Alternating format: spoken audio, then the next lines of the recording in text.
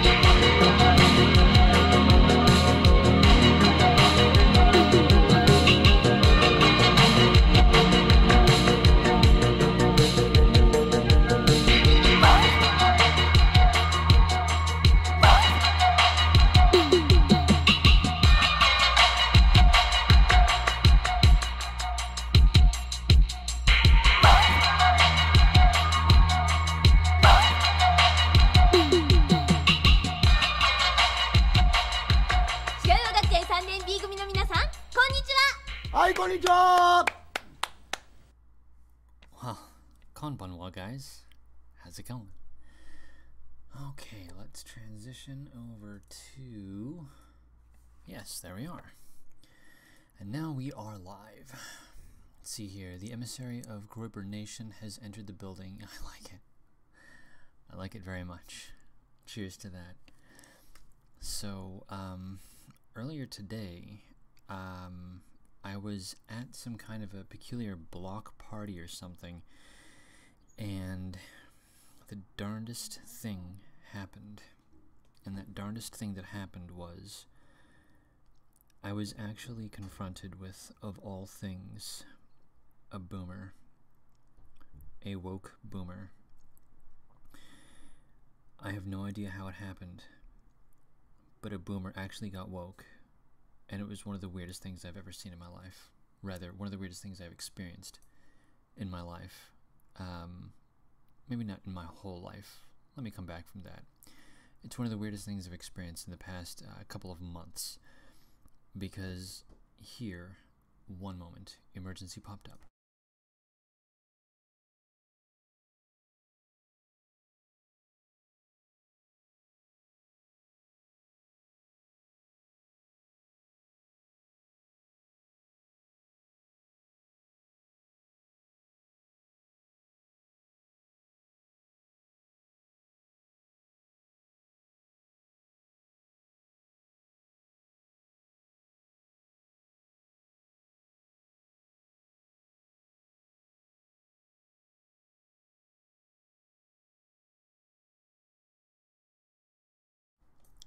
My apologies. My apologies. This is definitely getting burned for that reason alone. Okay, moving on. The woke boomer of all things, she ended up talking about race realism. Now, to be fair, she was Jewish, and she looked as though she had a haggard life, you could just tell. And she looked as though she was in her, I want to say, mid to late 60s. And she had a very peculiar sensibility about her. Her peculiar sensibility was that she was very confrontational. Very, very confrontational. And semi-narrow-minded. She was not a social constructionist per se, though there was a certain amount of Kool-Aid drinking. She had this idea that people who were, if a population was laid into a particular environment, then the gene expression would start to match the environment. That was her idea. So, of course, I decided to ask her, well, okay, fine, so if you just threw, because her argument had something to do with Africans being thrown into Europe, and then suddenly they would just start being white for some reason. And so I asked her, okay, fine, so why is it that Africans in America have remained black and have not turned white after so many centuries? To which she said, I don't know. So she was woke on a certain level, but more it was a matter of she understood full well that there was an invasion process going on with regards to immigration. In that sense, she was woke, and it was interesting because she was quite belligerent about it. Of course, she was in the minority. It was a block party that I went to, so it was just like a local gathering of just people in general that happened to live in the area. And because of the area that I live in, most of the folks happen to be super duper progressive, which does suck, but I don't know. It's okay to get a pulse on the society, I guess. It was unfortunate though, because it's like, oh god, I had to bite my tongue all the time. I was being gregarious and just, silly. And while I was just being silly and gregarious, someone was saying something about how they were asking me how I was doing, and then I asked them what their role was for the block party, and they said something along the lines of they were an organizer for the food or something, and I was like, yeah, this is a great party, great food, great experience, things are going really well, I really enjoy this, or something like that. Just being silly. I was being silly. And the response was, oh, now you sound like that guy. And I was like, what guy? And they were like, Trump. And I was like, oh, god damn it. Just being fun-loving, apparently, is enough to get you marked for being a Trump supporter. It's so freaking weird. Anyway, most of the people there were kind of sourpusses and Debbie Downers because, they're leftists and they have to hate everything.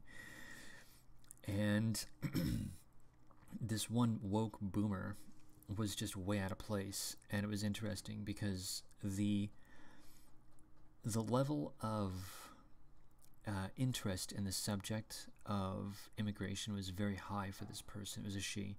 It was very high for her, and she was very emotionally driven. She was invested in it, and I thought that was great. I wish that there were more of these boomers around, but I'm not sure how to go about converting them or whatever. That said, on Twitter earlier today, I noticed a tweet, something about, or might have been yesterday, something about a boomer was distraught that there is all of this hashtag racism going around, and she thought that it would be a good idea to stop all of the hashtag racism as quickly as possible, because in the new multicultural society, as she grows old and enters into possibly an old folks' home, she will be taken care of by people of color who may hate her for being white. I actually think that's a huge red pill right there. I think that all of these boomers, they may, now for the moment, they are not red-pilled, but I think that as the timeline moves forward, I think that they will be red-pilled, and I think that they will be red-pilled when they finally realize, no, all of these purse puppies not only do they not give a flying fuck, they actually hold all of the white boomer leftists in contempt. That's, I think, going to be a moment when a lot of people catch on and say to themselves, holy cow, I've been duped. Now, of course, a large number, possibly the majority of the boomers that go into the old folks' homes, I think they will cling to their worldview because it will be too embarrassing for them to abandon their worldview. They will have invested too much time into it. I personally know one or two who have actually said that almost verbatim, what I just said, that they had invested too much into their worldview to let it go. So it's entirely possible that we're only going to red pill so many of them, but it would be interesting to see that just as a thing moving forward. All of that said, in terms of the general narratives, in terms of how we approach everything from here on out, I really think that we need to start genuinely focusing on those who can be red-pilled and those who have the possibility of noticing what's happening and then doing something about it. People with some drive, any drive. Obviously you want to pick and choose. But the key, I really think, is going to be in terms of messaging, because I'm still obsessed with media. I don't think that's going to change anytime soon. I think the key in terms of messaging is going to be to deal with Gen Z and the whatever millennials we can that are capable of understanding all of this information. What I'm saying is, I think that we may have to start to let go of the idea of the boomers. They are in power right now in terms of demographics. They're the ones who are in Senate seats. They are in academia. They're in power. That's just the way that it is. And the generation coming up is going to be mine, which is Gen X.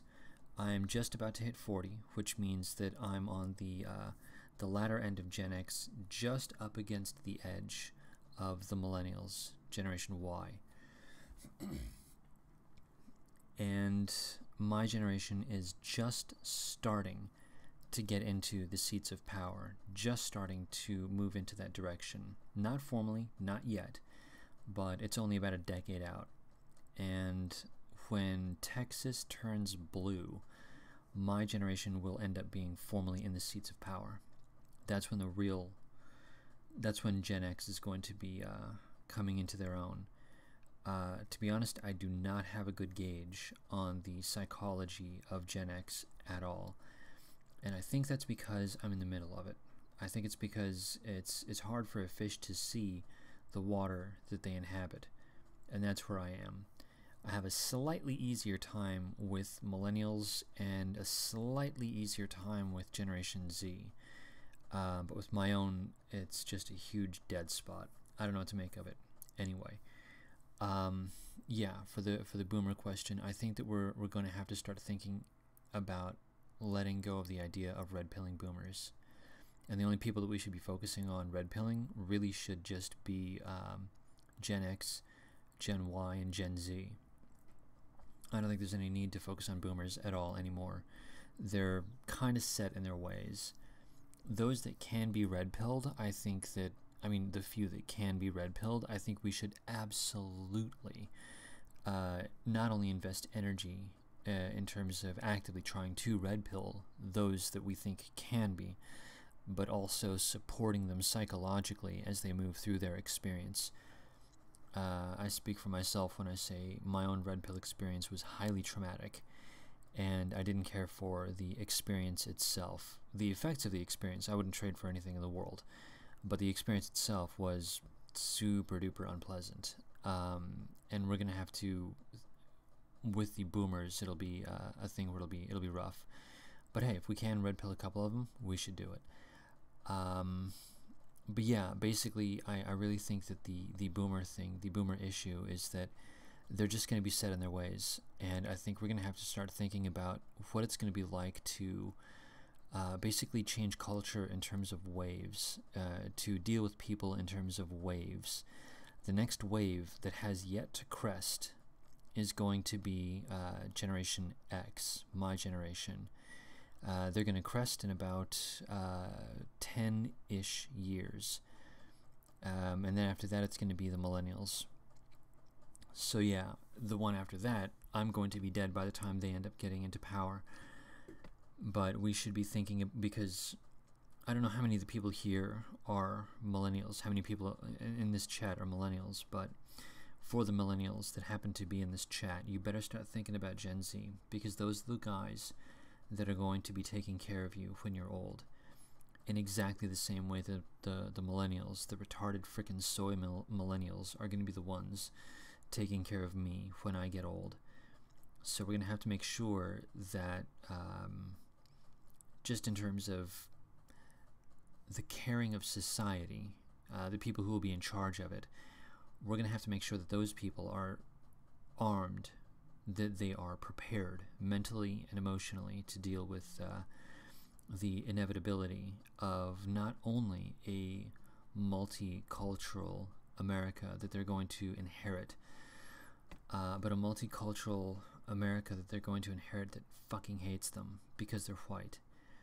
And further, a multicultural America that not only hates them, but may actually be socialist or communist. Once again, Texas tips to blue, we could very easily see a movement towards socialism. And the boomers, they seem to be just up to their necks in ideations about socialism. Same with the millennials. Gen X, for some reason, I see fewer Gen X people into socialism, and I don't know why. But I see fewer of Gen X into socialism. This could be my imagination. I honestly don't know. But I think that the ones that are much more into socialism are the boomers and the millennials, for whatever reason. I just don't see it in Gen X. But that's speculation on my part. That said, it doesn't actually matter, because once Texas turns blue, it's a demographics game at that point in time. The Mexicans, they vote 70% in favor of Democrats. Since the Democratic Party is run by crypto-communists, it's just like, well, okay, there you go, done, situation handled. Now we've got to deal with freaking socialism. Side note, prepare. It's going to get rough. So, yeah, I think that we should be thinking in terms of setting up for the new waves that come up. We should be thinking in terms of 10-year plans. How are we going to deal with the flipping of Texas? That happens in less than 1 decade. So Frame Game said 2024, but it could be any time between 2022 and also up to 2030. So there's a big window when you stop and think about it for when Texas turns blue. But we'll just say 2024 plus minus. That gives us, what, 5.5 years? We have 5.5 years to think about what we're going to do with regards to Texas flipping. Because once that happens, we better start having plans. Because as of that moment, everything is on the table. Freedom of speech, as shaky as it is right now, that's up for grabs. Second Amendment, that we barely cling to. We barely cling to our right to self-defense. That is going to go out the window. Free speech, I think we'll have an easier time keeping free speech. I think we'll have a much harder time keeping our right to self-defense. Yeah. It's going to be heck. It's going to be really, really rough. And in an absolute worst case scenario, I do think that there's going to be, and again, in a worst case scenario, I think there's going to be some violence involved, political violence. I keep looking at what happened in Weimar, Germany, and the 1919 Bolshevik revolutions. There are multiples. I think the future is going to end up with several socialist pushes, and I think one or two of them are going to get batted down. I think they will be taken down, the first couple. But the problem here is that they come and go in fits and spurts. Apparently, all of these revolutions, all of these communist revolutions, they started out with just a couple of true believers, a few squads, and then they built from there. So consider BAM, By Any Means Necessary, or any one of the Soros-funded groups. There could be multiples of those operating in multiple cities. And all they would have to do is just use whatever groundswell support they have in combination with their paid agents, and they could theoretically flip a couple of cities to go straight ahead socialist push. I mean, maybe it's premature. I don't know. I think it is premature if they're going to try to do it now. I really think it would be premature. But just consider in 2024. Again, Mexicans voting 70% in favor of Democrats. They literally replaced us with a population that wants communism. That's the future. The future is that we're going to be at war with a population that wants communism. And that population, they are our neighbors. We are in for some very dark times in a worst case scenario, and we should be very conscious about what we're going to be thinking about, what we're going to be doing in 6 years when Texas turns blue. And this is why, for me, the focus is not on the boomers, because by then the boomers will be on the way out, as Gen X is on the way in, which means we need to be thinking about the mindsets of the millennials, the Gen Z, and of course, obviously, Gen X. And similarly, Generation Omega. I'm terming it Generation Omega in my own head. Somebody else is going to come up with another term that's probably going to be better. But since Generation Z is the last, we're going to go for, or maybe we should call it Alpha, Generation Alpha. I wanted to go with Alpha Omega. I'm the Alpha, I am the Omega. That was the joke in my head, but perhaps we should just go with Generation Alpha. At any rate, millennials are going to be, they're going to be doing their own version of Gen Z later on in 2024. So we're going to have to start thinking about this in multi-generational terms. How are we going to deal with this in 10 years? How are we going to deal with it in 20 years? I probably, by statistics, will be alive until I'm in my 70s, which is about 30 years out from now. So I can last all the way out till what, 2050, I guess, right? Sounds about right. That's going to be pretty much the end of the line for old Eke Lux. But you guys, the younger ones in this chat, you guys are going to be out till 2060, which means you've got a lot of years ahead of you to look forward to, and you better start thinking about what you're going to be doing. And this is why I say with the boomers, the boomer question, I think it's best to kind of let them go in terms of how you organize your thought processes and how you direct your energy, how you spend your time and effort. With all of that said, let's check the chat and see where we are. Hey guys, what's going down? A woke boomer. Yeah, I know, it's ridiculous sounding, but like, I know, she kind of was. She kind of was. In her own weird way, she kind of was. Alright, let's see here. Boomers don't like thinking that they've presided over America's decline with their BS ideas, so they don't. Think about it that way, I mean. Okay, that's an interesting concept. Yeah, because then it would suggest that they have been poor stewards. Okay, that's an interesting idea. I hadn't thought of it in those terms. Okay, cool. Yeah, I'm gonna think about that. I would like to think that Generation Z will be better stewards than the Boomers and hopefully Gen X and the Millennials. I hope that Gen Z is every bit as hardcore as I've been told. That's what I want, but time will tell. We shall see. Side note: hello to everyone. Hi everyone. Okay, let's continue down the line. Let's see. It's true, Mike. They really feel like they didn't do nothing. That's absolutely correct. And yes, Day of the Pillow is probably going to be coming soon. FTN already had a story about Latinos neglecting an elderly white person to death and laughing about it. Oh, that was a black chick, though, I think. I think that was a black chick, but I know. Yeah. That was super rough business. And I didn't care for that one a little bit. And that's going to be my future if the Boomers get their way and if they continue on, and if Gen X as well, if the paused Gen X, if they continue with the invasion program, that's going to be my future. My future is going to be fearing for my life in an old folks' home. I do not want that.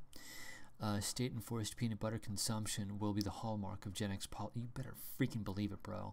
I want 2 jars in every garage. That's going to happen. It's going to be tight. Hey, Jonathan Paul. What you doing, buddy? Stretch Earstrong will be changing Eke's sheets. Oh God.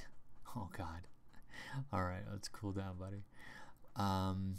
Oh, Generation Phoenix. I like that. That's got a ring to it. I guess the shortening of that would be Generation Phi.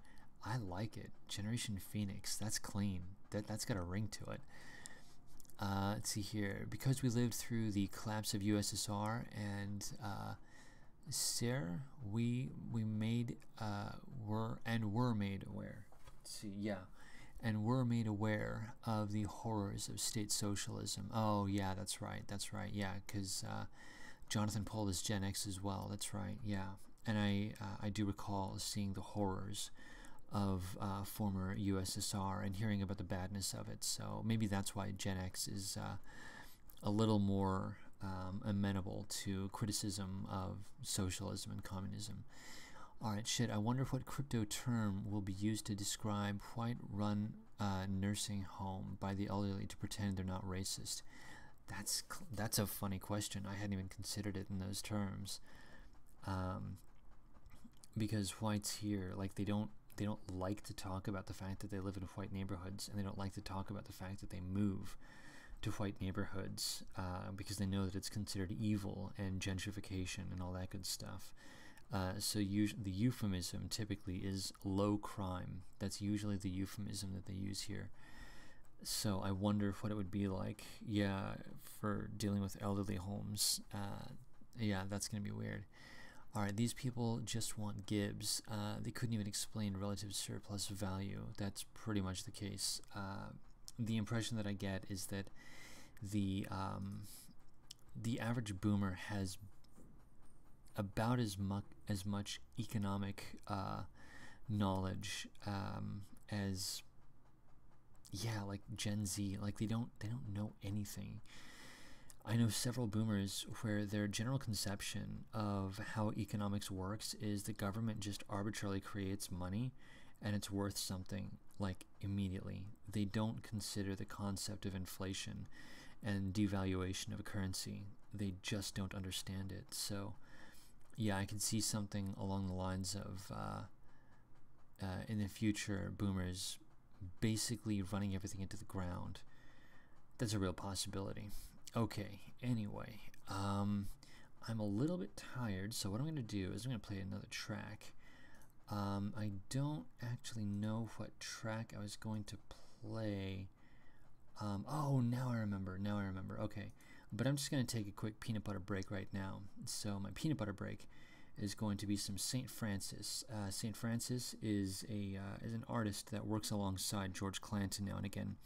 Vaporwave, I like him a lot, so boom, it's going to be some St. Francis while I have a little bit of cookies and peanut butter. So here we are. St. Francis Rest in peace, eardrums, in 3, 2, 1, 0.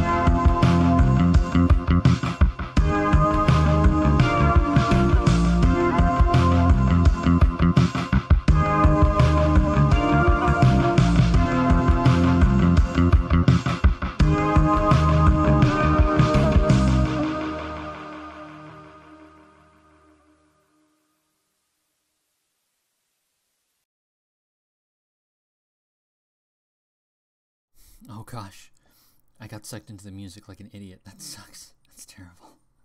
Sorry about that. Okay. So, yeah, I want to come back, I guess, to the concept of civil war briefly, because that's really been on my mind lately, and I've been looking into what happened in Germany in the area of about 1919, because it's my general model is to examine what happened in Germany, because I think that's the closest model that we have to what's going on in America. I don't know for a fact. I'm just saying it's what I think is the case. America's missing a war because of World War I. So we don't have that going for us. That said, we have been engaged in perpetual, protracted wars, conflicts. So there does seem to be something in the way, like there's a resemblance in terms of wars, just general aggression, and also, of course, the cultural decline, the degradation, the moral decline. I think that we're very much in that area right now. I mean, I remember hearing something about how there were like in post-World War I, there were like families where you would have like mothers basically pimping their daughters out. Really, really horrifying stuff. And I think that's kind of where we are right now. If you consider all of the young drag queen kids or something, like it really reminds me of that. So I think we're in the middle of it in that regard. We basically have a general decline, with also at the same time a bunch of commies running around talking about how they want to implement communism in a manner very similar to what was going on in Germany. So I think that this is going to be the model that I want to use the most, because there's nothing else that I can think of that's exactly like that. Orwell's daughter deck chair. Okay, I'll check that out. In fact, I may put that into my little search bar right now. One moment, I just have to hit Control V, because that's what I do. Okay. By the by, hi Babs, how's it going? And thank you very much for the suggestion. I like it very much. Oh, would you look at that? There's a nice little tiny video right there. Boom. Situation handled. Okay, let's get back to chat. Yeah, because in Russia... Oh, yeah, that's right. Yeah, we love you too, Babs, because you're awesome. No, I'm not going to look at the video now. You're out of control. Settle down, Babs. Settle down. Yeah, because I think that what's going on, or rather, I think that what happened in Russia, I don't think that it's comparable to what's going on in America right now. I mean, of course, there are going to be overlaps, in as much as in Russia there is basically the decay of the Eastern Orthodox Church, the Russian Church anyway. And that sense of nihilism did creep in, and that gave a nice breeding ground for communism to flourish in Russia just before 1917. And we do have something very similar to that here in the United States as well. So I'm not saying that there are no parallels to what happened in Russia. And of course, it's also worth mentioning that I don't have as many data points as I should have. I only have a few data points. So I'm kind of, constructing a narrative ad hoc based off of goddamn pure ignorance, which sucks, but whatever. At the same time, the reason that I pick on the German model in 1919 is because the Germans, they had a very strong and robust right-wing party system that was still alive and kicking. Just as here in the United States, we do have a right-wing party system that is alive and kicking, but yeah, I mean, there's a lot of qualifiers in there. I think that there is... Okay, so I know that was also the case in Russia, and that the Russians, I think it was the White Army, the Russians, there was a pro-Tsarist faction of the Russians that went ahead and fought against the communists in favor of the monarchy, which is just great. I love it tremendously, and I'm super bummed that they failed. But this is just the way that it works. This is reality. Communists are going to be treacherous, and they're going to do some evil bullshit. And so, of course, there's going to be it's going to be an unbalanced war, because communists are going to be willing to do things that the, I guess, more dignified right-wing people are not going to be willing to do. In this regard, it's always going to be uneven, even for us here in America, just as it was uneven for everyone in Germany as well. At any rate, within Germany, obviously there is the possibility of success for something approaching a right-wing counter-rebellion or something. I mean, of course, there's always the whole thing of, like, the NatSoc, that they were actually really left-wing for reals. But I'm just going for shorthand at the moment. I'm going to call the commies leftists. I'm going to call the anti-commies right-wing, just because it's more convenient.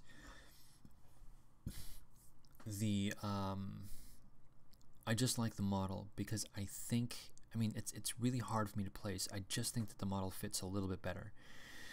The Germans, they had, what is it, the Freikorps, and the Freikorps would have been as close as I can think of to the American militia system, where it's just a bunch of dudes that kind of get together. They're all ex-military veterans or whatever, and they just kind of like do their weekend warrior bullshit.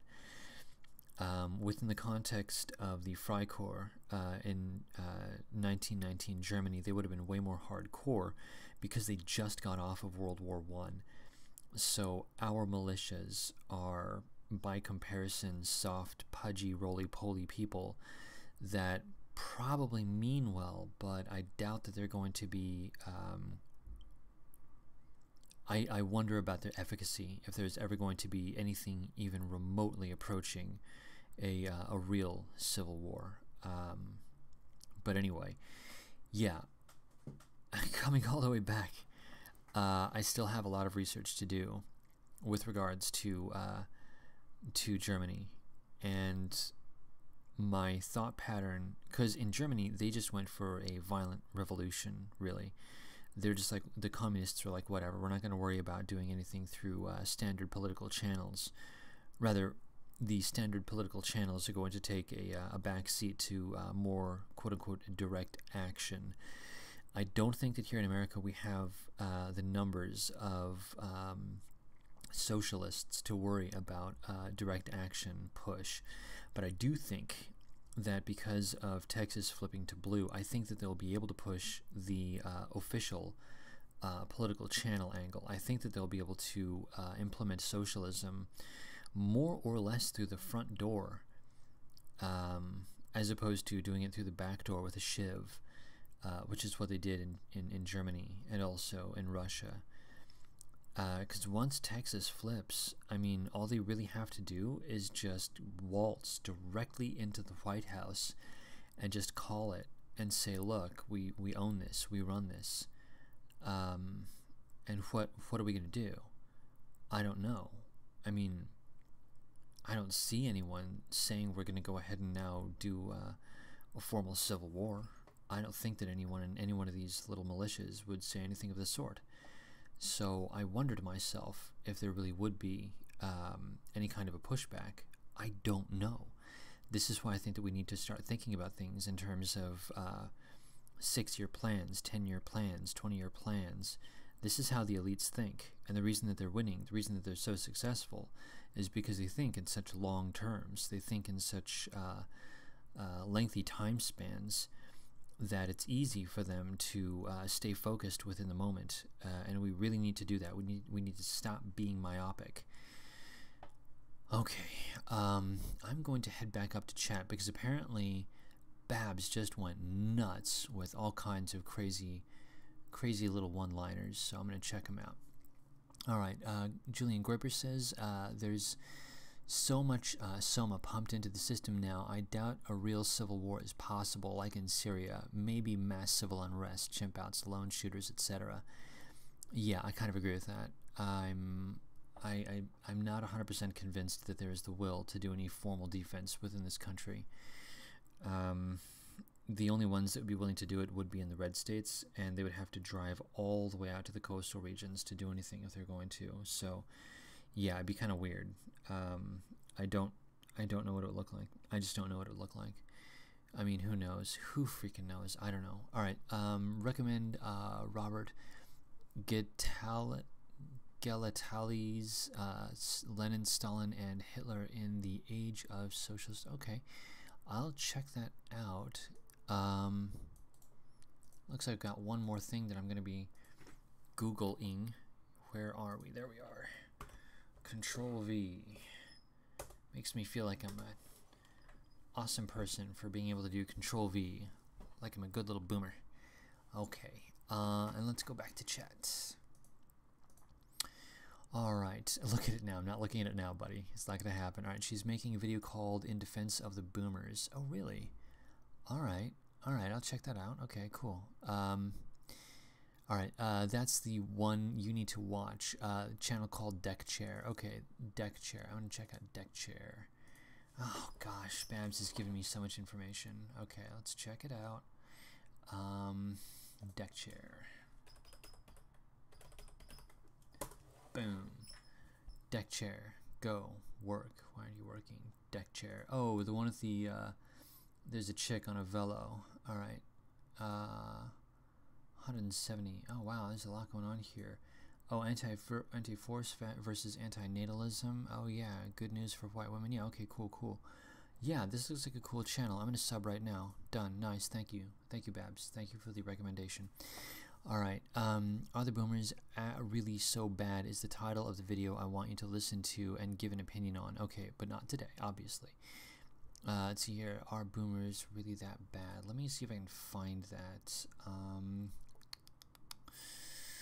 Where are we? No. Violets, no. Rose McGowan, oh god.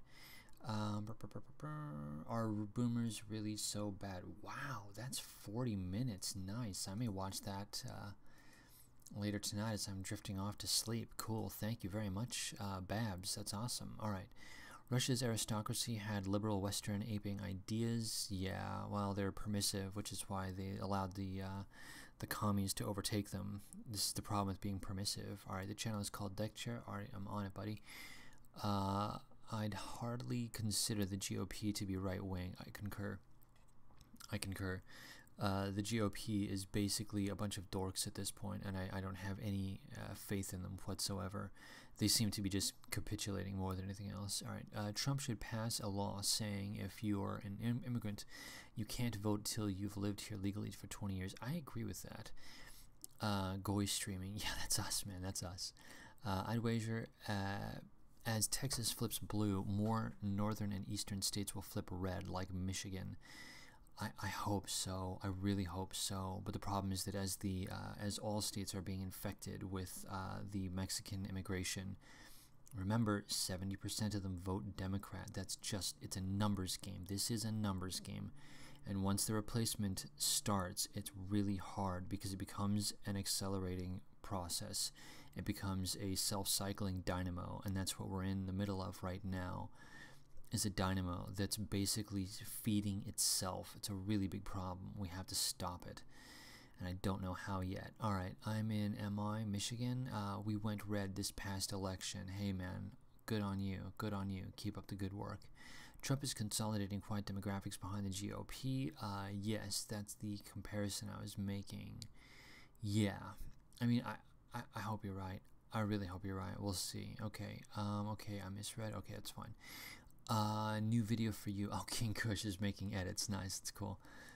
King Kush, I saw your 4 rules video, and I liked that you put window liquor at the back end of that. Well done. Freaking love it.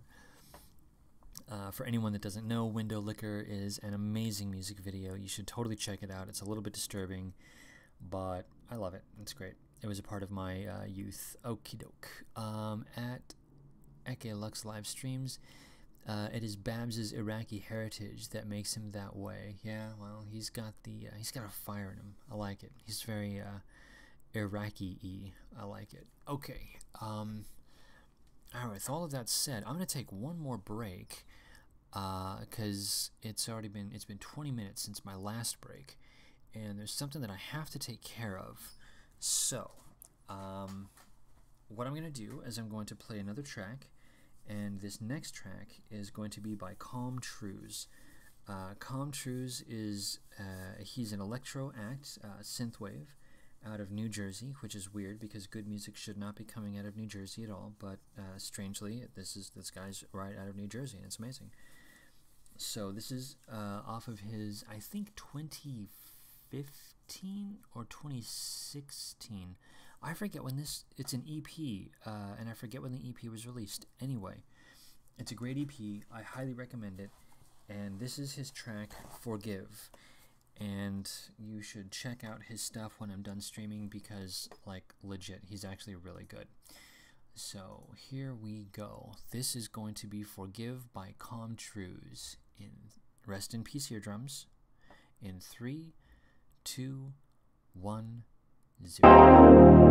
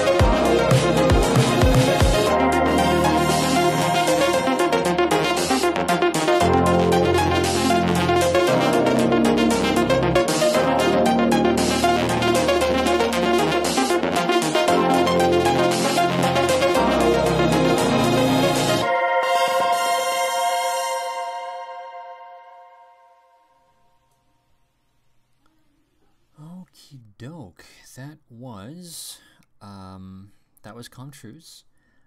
Sorry about the jump in audio. I kind of rushed prep today.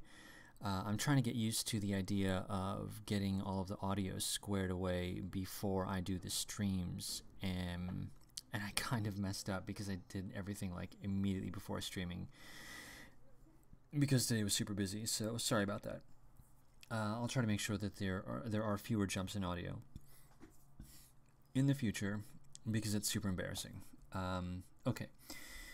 Oh yes, that's right. What am I thinking? Let's transition back over to Sunrise. Oh, thank goodness. That's what I like to see. Alright, so let's head back up to chat.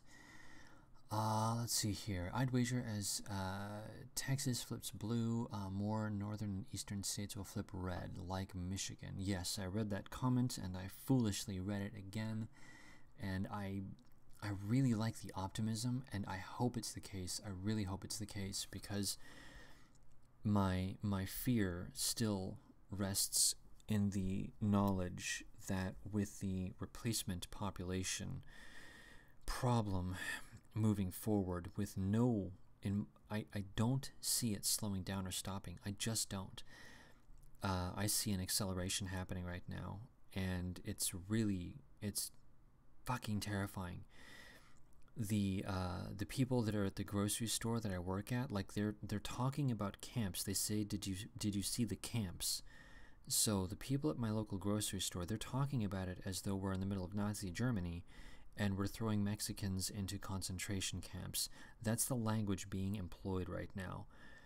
It's really, really bad, and it sounds as though they want to accelerate the flood. And I don't think that the people that are talking, the leftists at my local grocery shop, I don't think that they are intending, I don't think they understand what they're advocating. I don't think they understand that they are supporting an invasion. I don't think they see it in those terms. These are typical lefty retards that just imagine that we have basically infinite space and infinite money, and we ought to have infinite love, with the assumption that if we just love other people, they will love us back. Obviously, this is nonsense, but this is what I'm in the middle of. This is just what I see. This is what I'm around. Similarly, I went to another place today. I went to a retail store, and at this retail store, you can't even make this up. At the retail store, there was a little signage that said, what their store was all about, for families. And there was something about being able to donate money to immigrant families. So this is a local chain of businesses that's actually starting to do basically like its own version of activism with regards to illegal immigration. This is a private business that is supporting illegal immigration. It's really, really, really bad right now. Like, it's really bad. I don't know how else to say this. And yeah, sure, I guess some of the states will flip red, like one or two of them, but at the same time, if they're being inundated, if they're being flooded by the people that are crossing over, it's just a matter of time before they flip blue in exactly the same way that California is permanently blue and Texas is just a couple short years away from being permanently blue. Immigration is a major problem. And this is why I think balkanization is going to be on the table sooner or later. One of the few phrases that allows me to sleep at night is the phrase, the ethno-state is going to happen. The question is what the weather's going to be like. My hope is that Cascadia is going to be the direction it goes, but at this point in time, I'd be willing to go just about anywhere. I don't think the Deep South is a place that I'd want to live, but hypothetically speaking, if for some weird reason it was a Louisiana or something that the ethno-state popped up into, fine, I guess I would just have to start learning to live with mosquitoes, and I'd be okay with that. hate mosquitoes, but you know, if that's what I got to live through, that's what I got to live through, and I'd prefer that than being in the weird hellhole that is Los Angeles. Anyway, yeah, I hope you're right about the northern and eastern states flipping red. I really hope that's the case. I don't see it at the moment, but maybe you see something I don't see. I'm not sure. All I know is I'm flatly terrified at the prospect of formal socialism popping up within a decade and a half. Because I think that once Texas flips blue, it's not like the Democrats are going to wander in and then just immediately go into socialism, and then a push for hard communism. It's not going to be like that. It's going to take time to set up. And my fear is that it's going to be a boiling frog model, so that they do things incrementally in exactly the same way that our Second Amendment rights have been infringed upon in California. So bad that now my cute little .22 Plinker that I've got is like one of a few pistols that I can even own legally, and it happens to be at maximum capacity, which is 10 rounds. So I mean, I could go into the I could go into the laws. It's meaningless. It doesn't mean anything. The point stands that our rights have been chipped away so badly here in California that we do have Second Amendment rights technically. Like, obviously, I still have my little Plinker, and I'm going to be getting a Glock 19 at some point. But I mean, I'm going to be getting a Gen 3 Glock 19. The only reason that Gen 3 Glock 19s are still manufactured is only because Glock swore, pinky swear, that they were going to continue manufacturing specifically for California.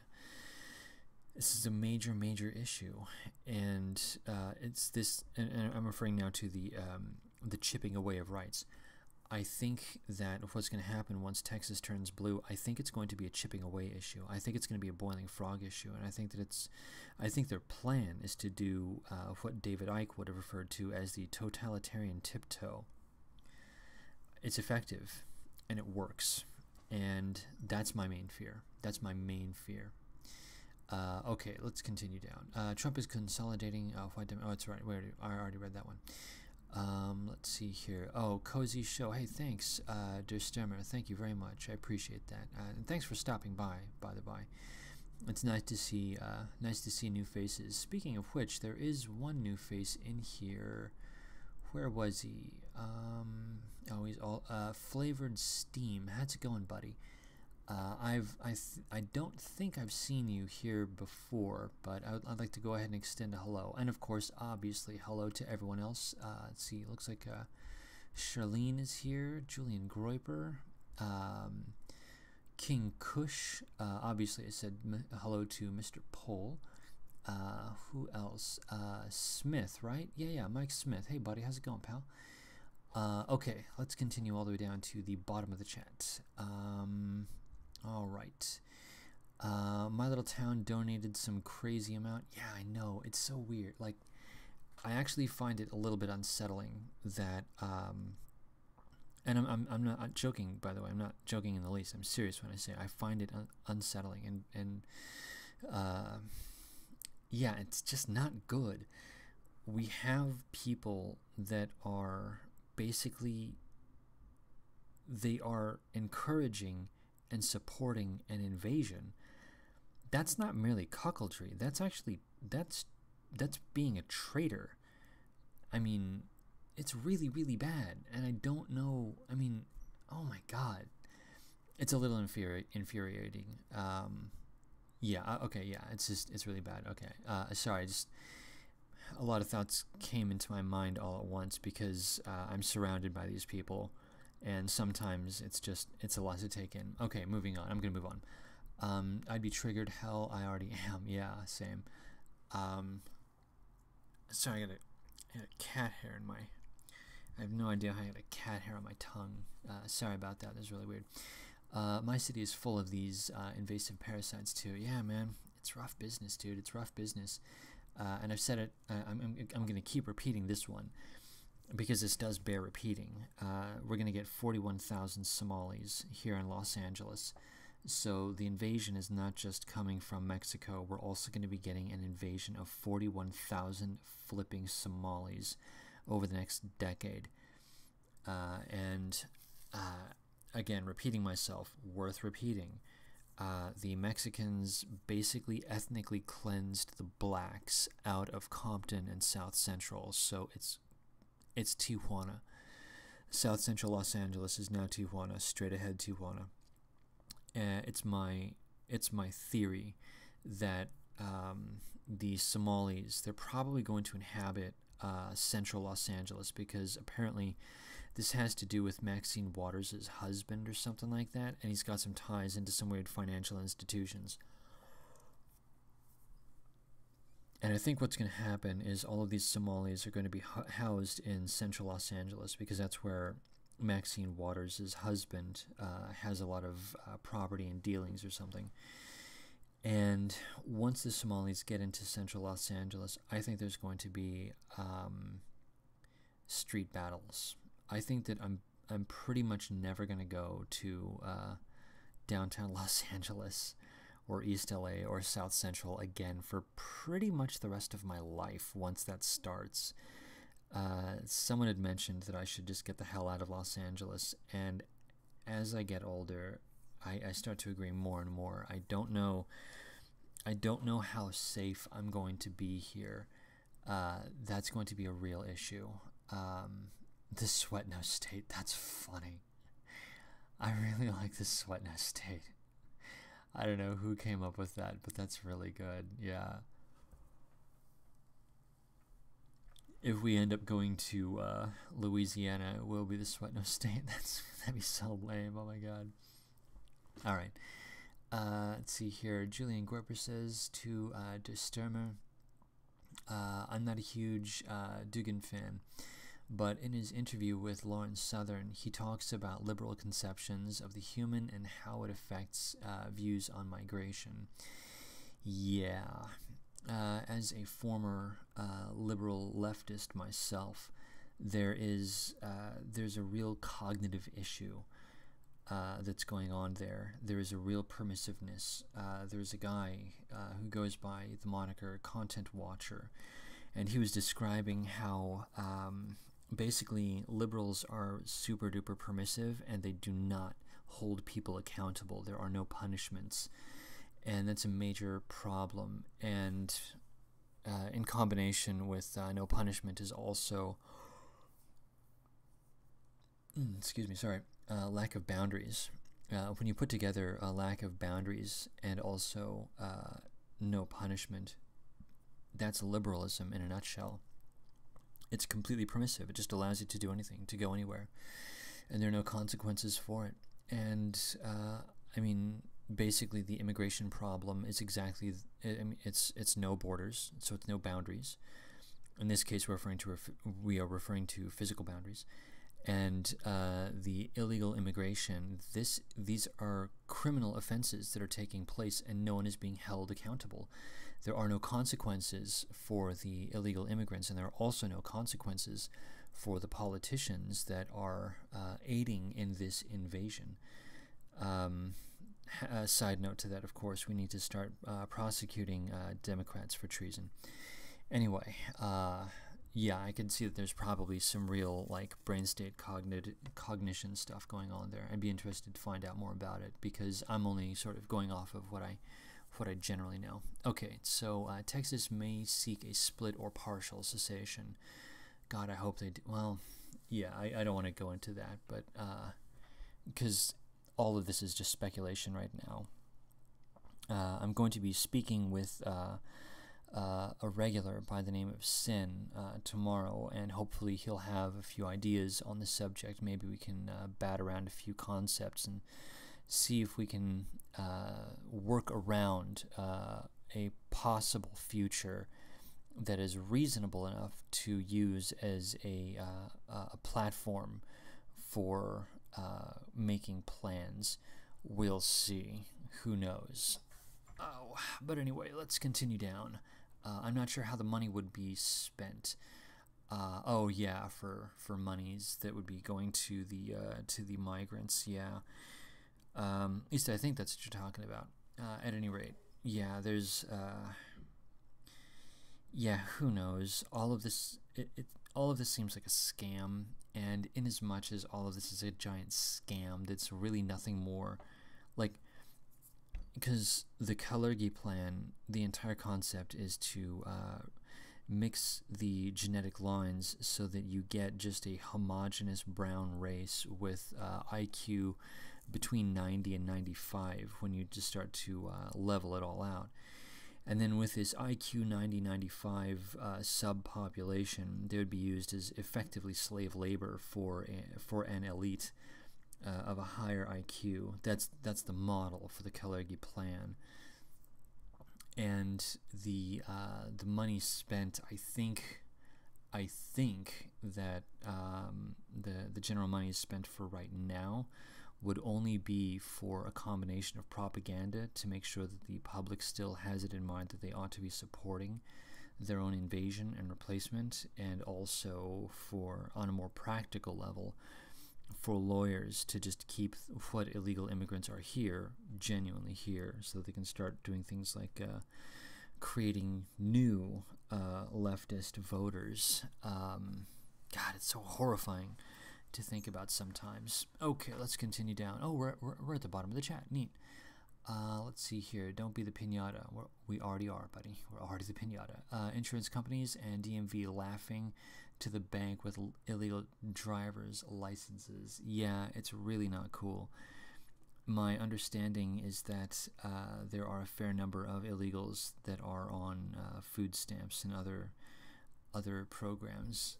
Basically, we are subsidizing them. We are subsidizing our own replacement, and I find that very vexing. One of the reasons that I like the idea of balkanization is because I don't want to pay for it. I don't want to pay for my own replacement. I don't want to pay the invaders to invade me. Psychologically speaking, I just can't handle that. I just can't. So, anyway, I guess I've gone on for about an hour.